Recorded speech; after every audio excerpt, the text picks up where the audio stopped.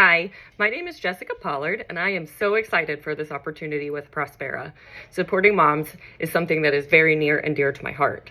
Over the last 16 years, I have been able to support families and children in my local community in various settings, including acute care mental health, contracts with the Department of Children and Families and Department of Juvenile Justice, as well as as an educator in my local community.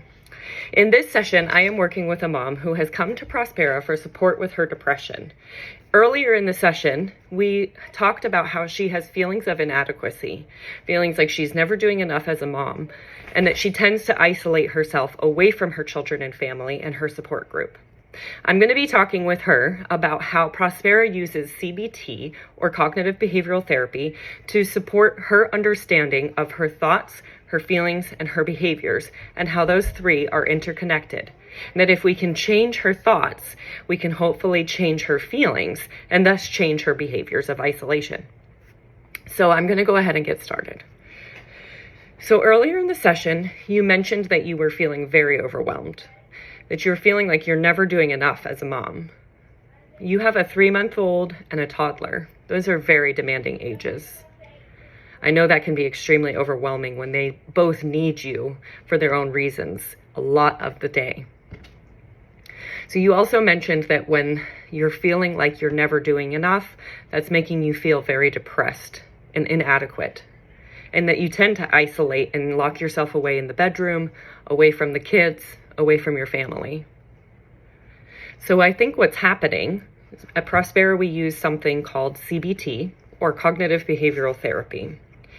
And that's going to explain the relationship here between your thoughts, which is that thought of feeling inadequate, your feelings of depression, and then the behavior of isolation. So we're going to connect how your thoughts impact your feelings and how your feelings impact your behavior. Okay?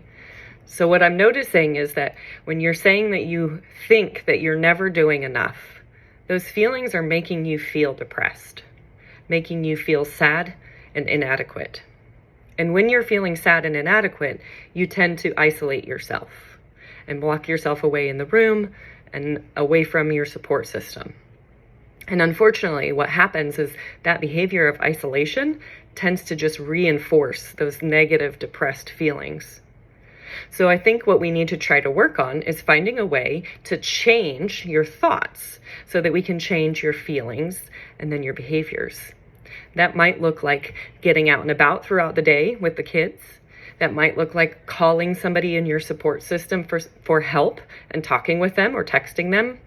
Or it might look like increasing your movement and activity throughout the day. We can work on that together though.